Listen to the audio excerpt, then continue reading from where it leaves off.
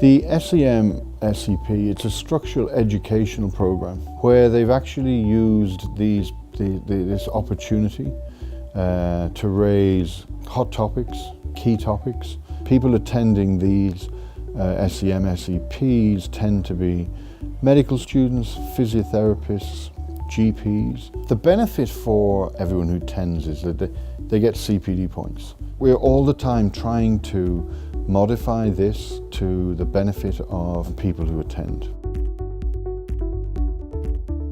Players are patients. That sounds such an obvious statement to make, but I think we need to remember that. The manager's job is to qualify. That's what he's paid for.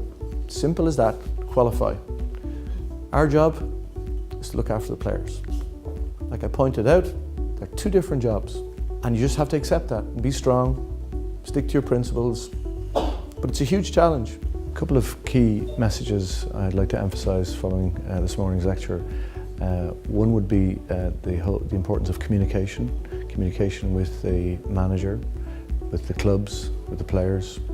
Ultimately, you need the trust of the players, I think, to carry out your job properly, and that takes time.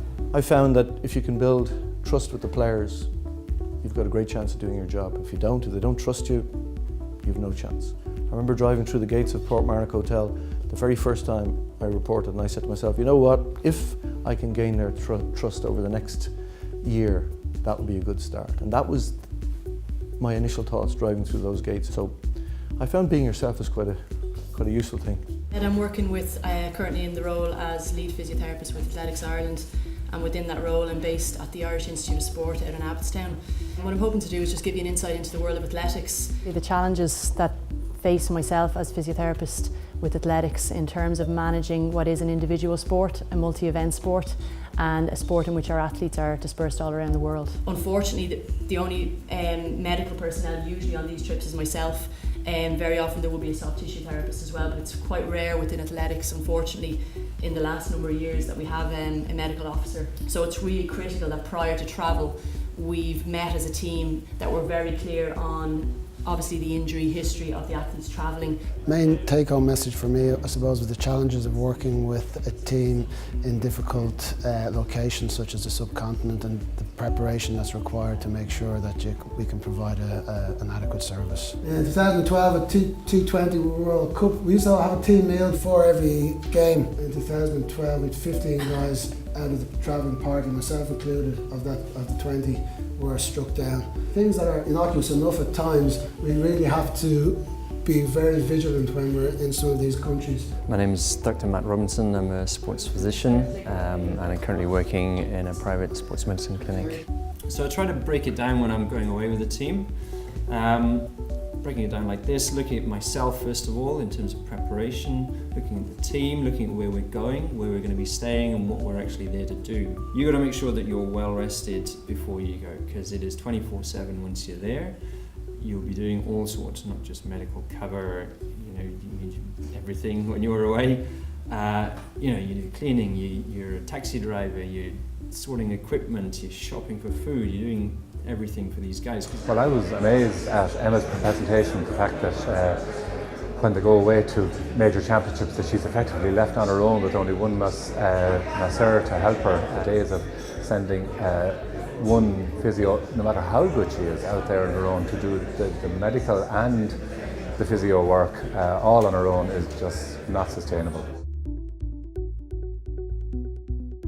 I'm going to talk to you about the race we don't want to win, and unfortunately that's the obesity race. The predictions from that report say that 90% of the Irish population, believe it or not, will be overweight or obese by 2030. In the policy area, we would love to see sports people endorsing healthy foods and drinks rather than unhealthy drinks, facilitating people to cycle, walk to work, school, etc.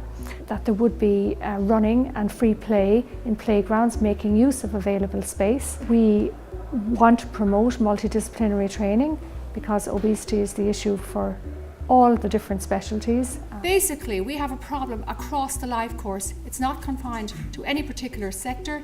It is worse in the lower socioeconomic and more disadvantaged groups. And the cost of obesity in Ireland in 2009, it was 1.13 billion.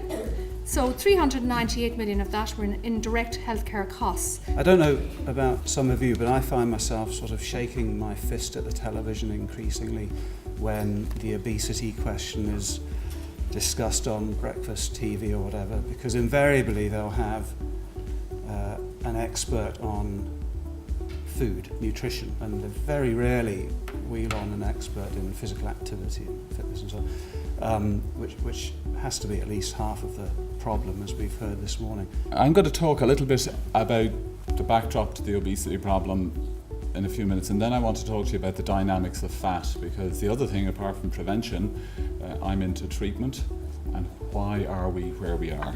Well, the main take-home message from my lecture was that weight gain is 90% irreversible for 90% of people, so that the cornerstone has to be prevention of weight gain and obesity in the first place, and that must start in childhood. We're beginning to understand the science of obesity, so there will be new treatments coming down the line, but they will be expensive, they will feed into a pharmaceutical industry and drive profit and still cost the economy loads. We need a different approach, and that is prevention. And this is the hard fact in managing obesity, that weight gain is 90% irreversible for 90% of people. Now the point is that 10%, so this is a bit depressing, except that 90% of people can lose 10% of their starting weight. And that's a lot, 10% of your starting weight, and there's huge benefits to it. We know that, blood pressure, lipids, cancer. I mean, it's been really fascinating. The speakers have been obviously very experienced in what they do, and it's been great to get an insight into the different roles and responsibilities of different kind of health professionals and the environments that they work in. So from that point of view, it's been really useful, really good.